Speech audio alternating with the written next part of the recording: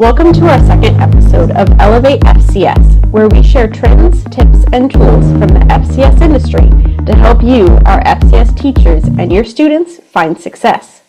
On each episode this year, we'll be featuring a guest speaker from an area of the FCS industry to learn about different career opportunities, resources for teachers, and industry trends. In today's episode, we are focusing on understanding and expressing emotions and how Maslow's hierarchy of needs connects with students' and teachers' well-being and learning. According to the CDC, high school students who report feeling persistently sad or hopeless have increased by more than 40% over the past decade. Our FCS classrooms are excellent places to nurture skills for managing emotions and self-care. As FCS teachers, we have a great opportunity to make an impact on our students and colleagues as we understand how to communicate our emotions and needs. Today I am joined by Zeb Kelly, a junior at the Oklahoma State University studying human development and family sciences with a focus on family and consumer sciences education. Upon graduation, Zeb plans to be an FCS teacher and FCCLA advisor to continue to share his passion for FCS with the next generation of students. Zeb served as the 2021-2022 National FCCLA Vice President of Community Service, where he inspired members around the nation with his advocacy to serve others and promote mental health awareness. He has presented workshops on mental health at multiple state and national FCCLA conferences. Zeb is currently the Arizona FCCLA State Officer Coach and owns his own cake decorating business, Cakes by Zeb. We're excited for Zeb to be here with us today to share a few mental health tools for FCS teachers to support their own mental health and share with your students as we work to find our balance this year.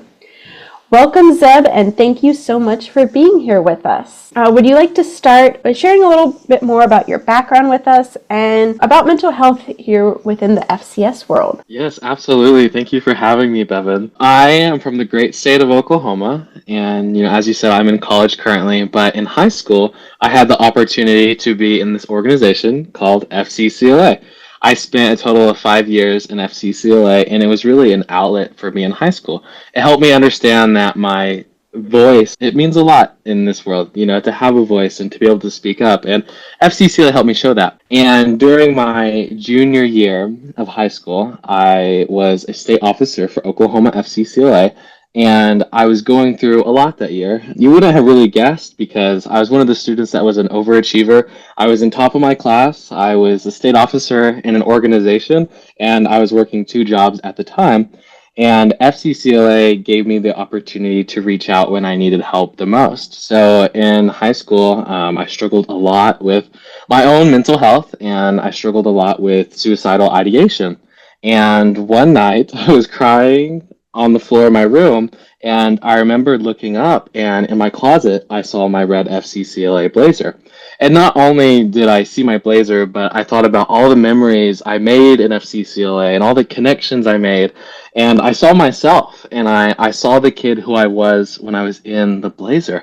And I thought to myself, if I can do great things in FCCLA, I knew that I had the potential to also ask for help when I needed it. So junior year of high school, I went to a teacher after school one day, and I had a 5-page letter written to her because I didn't know how to share my emotions with an adult. We both cried. We were bawling our eyes out. I didn't show her the 5-page paper, but I told her, I'm not okay, and I don't know what to do anymore. And I'll never forget what she told me. She said, Zeb, I don't know how to help you in this moment, but what we're going to do is we are going to find someone who can help you. I'm just so grateful that I had that teacher.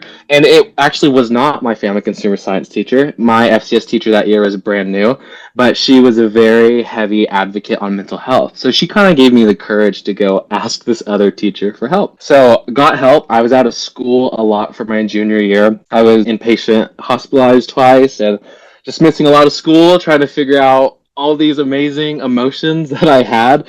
And at the end of it, when I started, getting back in the routine of school and being a state officer and working again, I made it a goal for myself to run for an officer position on the national level in FCCLA. I wasn't worried about getting it. I was just worried about trying. I needed a reason to keep moving forward, and running for nationals was that outlet for me. So I ended up running, and I'm so thankful that I secured a spot on the national officer team, and I served as the vice president of community service. So community service is what got me involved in FCCLA, and it was so amazing that I was able to serve on the national level in that capacity. And as a national officer, I was thinking, what do I want to share with the members that they can take home with them? What can I share with them so they can understand that they're not alone and that their emotions and feelings are valid? So during my time as a national officer, I was given the opportunity to attend state conferences in Arizona and California at their state leadership conferences. And I was told, we're bringing you out here. Can you present a workshop for us? And I was kind of nervous because I'd never presented a workshop by myself before. And I thought to myself, what's something that I'm really passionate about that I can share with students? And it just, everything that I learned the past years about mental health came to mind. And so that's what I did. And I'll never forget, my first workshop. I shared about mental health with how impactful it was for the students. Some students were even crying, and I thought, wow, that's crazy that here I am as a student talking to fellow students, and this workshop is touching them so much that they're crying. That kind of started my work in spreading, mental health awareness, and that it's okay not to be okay. And, now I'm here in college, and I'm always advocating for mental health and making sure people check in with themselves, because life is all about a balance. And if you were not taught how to balance your life, it makes sense that you're gonna have some struggles along the way. I have to also give a shout out to my FCS teacher, because she helped me realize just because I came from a broken home, that doesn't mean I'm a broken person. And I always try to share that with others as well. You are who you want to be. And just because you come from, a hard background or a broken home, that doesn't mean you have to be broken. Find the broken pieces, find the balance, mend them, and do what you need to do to survive. Well, that was a wonderful intro for us. Thank you for being so vulnerable and sharing how FCS and FCCLA have really just made such a difference for you, and for having the courage and confidence to speak up and share with our FCCLA members and teachers from all across the country. So today we want to focus a little bit of how we can give some tools to our teachers. So if they ever have a student, maybe like little Zeb was a few years ago, come to them that they know how they can help. Or if we have students listening who want encouragement and advice of where to start, we're going to share some of those tools today. So because our theme for this year is finding your balance, something really helpful in maintaining a positive mental health is learning to communicate and understand our emotions. So Zeb, what are some ways you have seen this make a difference for students and peers that you've worked with, of just being able to understand and communicate how we're feeling? It's important to communicate with others how you're feeling so you can work effectively. There's a difference between communicating with someone and understanding them. So throughout your whole life, students and teachers, you're going to be communicating with people forever, essentially. But communicating will only get you so far if you're not understanding them. It's important that when you're in a classroom or on the job, that you understand the people you're working with, so you can essentially get the tasks that you need to get done. If you have someone in the classroom or on your team or at the job that isn't doing so well with their emotions, or they're struggling, if they're not voicing that concern and you're not understanding why they are the way they are, there's going to be some conflict. And we need to make sure that we're understanding each other so we can all succeed. It's so important that we understand our emotions and are able to communicate with each other. So the first tool we want to share is the emotion wheel. I know this is a tool that you were able to learn in your own FCS class. Can you explain to us what the emotion wheel is and how it works? I remember learning this back. It was the class I took was called Tween Life. It was back in the 7th grade, and we were actually learning it in the month of September. So the month of September is Suicide Awareness Month, and it's such a great month to introduce tools to help the students in your classrooms just about mental health and emotions in general.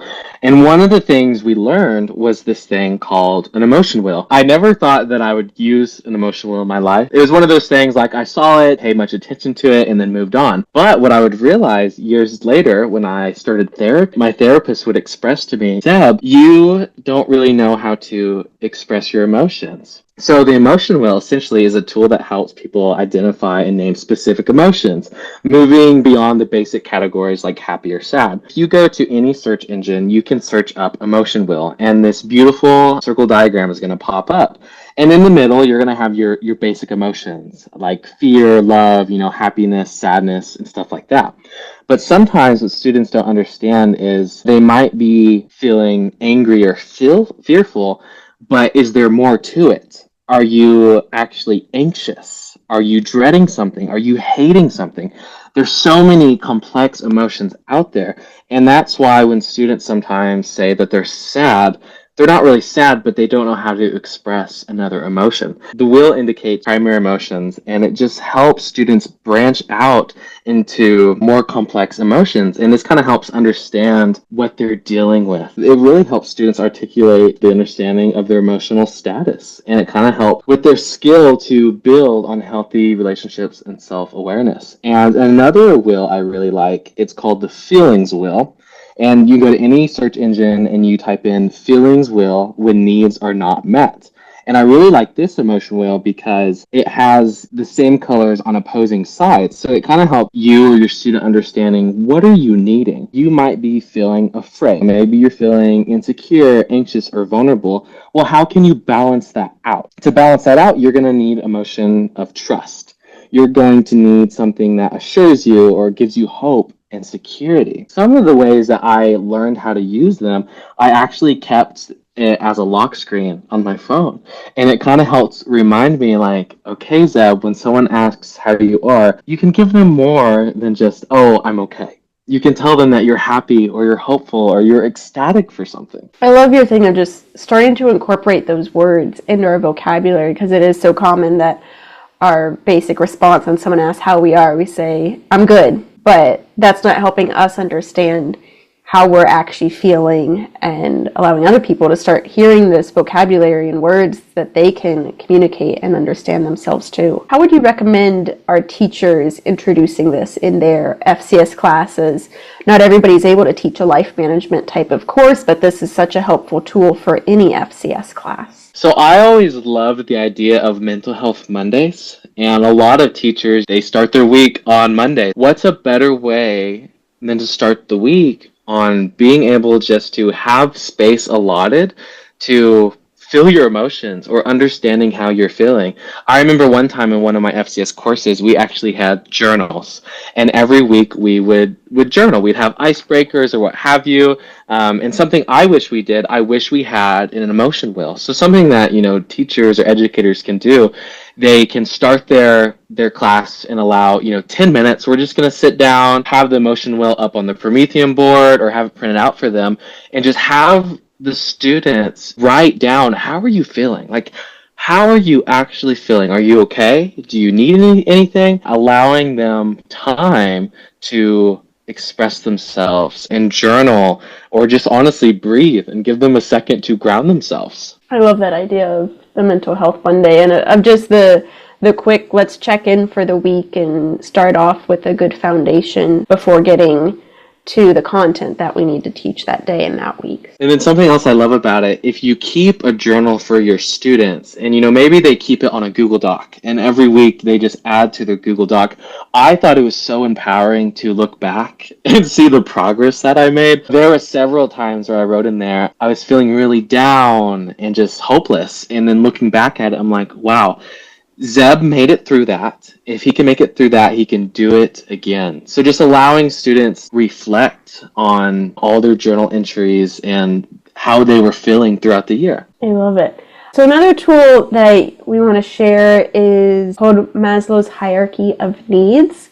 So can you give us an overview of what this tool is? Yeah, so Maslow's hierarchy of needs is a theory of motivation which states that 5 categories of human needs dictate our individual behaviors. So you can go to any search engine again and just type in Maslow's hierarchy of needs, and you'll see it pop up. And you can go to images and you'll find a pyramid. At the bottom of the pyramid, it's going to be your psychological needs like breathing, food, water, shelter, clothing, are very basic needs.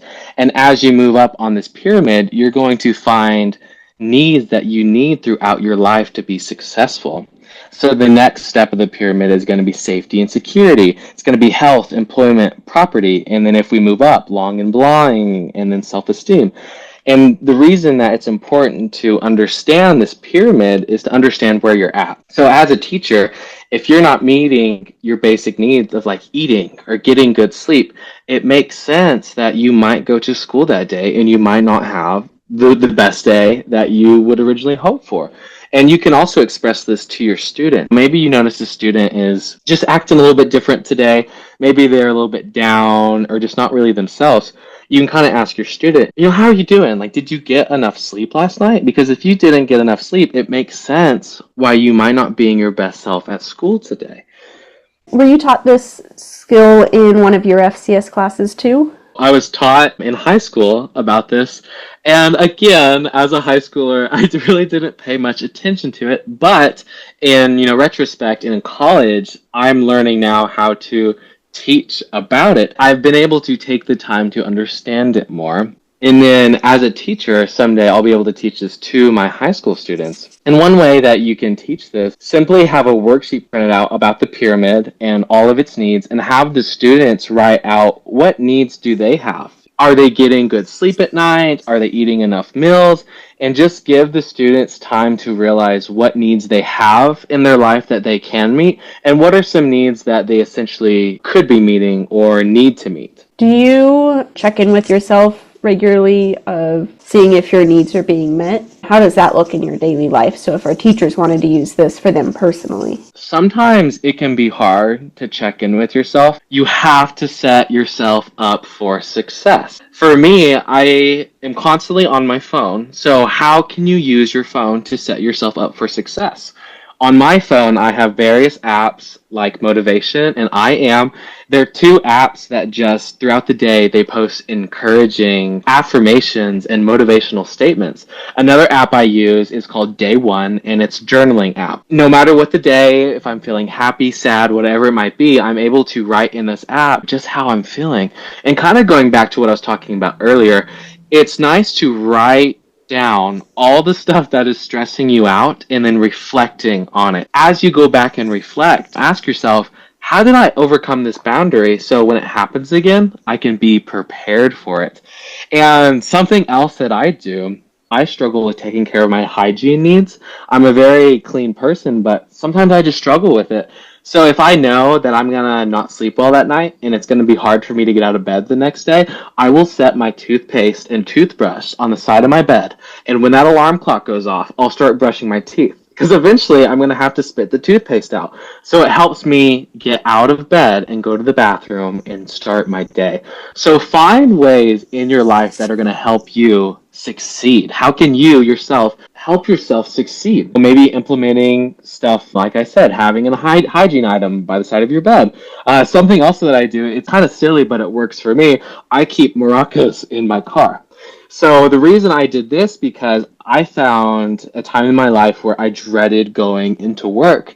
So something that I would do, no matter what song was on the radio, I would just let it play. I would get my maracas out of my glove box and I would shake it to the music.